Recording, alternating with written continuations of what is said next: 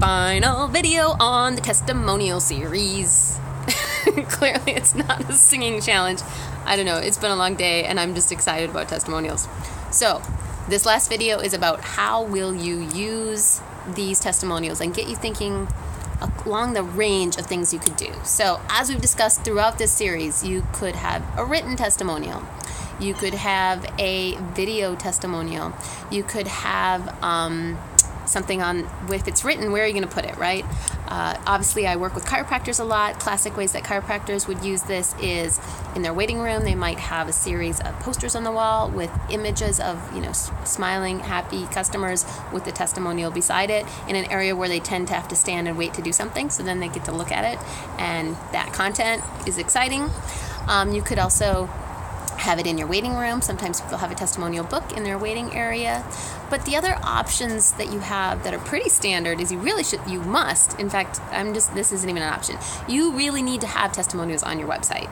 So those could be videos, those could be written, they could be a combination of the above. I would say even on your homepage of your website, there should be somewhere, like at the bottom of the page, a picture of a person, maybe 2 different versions of this with like 1 or 2 sentences, that says, this product is invaluable to my life because of this. Like, get that content out there, that emotional appeal out there.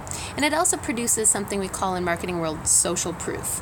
So it's saying other people like me are willing to say that they think that this is worthwhile and this was worth their time. And that social proof gives us then the jumping off place for lots of testimonials. So we've covered the biggies, right? You've got it on your wall, you've got it in your area where people hang out, you've got it on your website, but there's so much more. You, of course, could and should be using social media to promote your business. And testimonials are a great piece of content for those, as long as those testimonials are good stories. If the testimonials come across like just really gimmicky, forced, canned, not authentic, then yeah, you're probably wasting your energy. But you wouldn't want to do that for anything. If you're getting good stories, storytelling testimonials, absolutely you should be posting those up on all of the channels of social media that you use, which means that the length has to be short.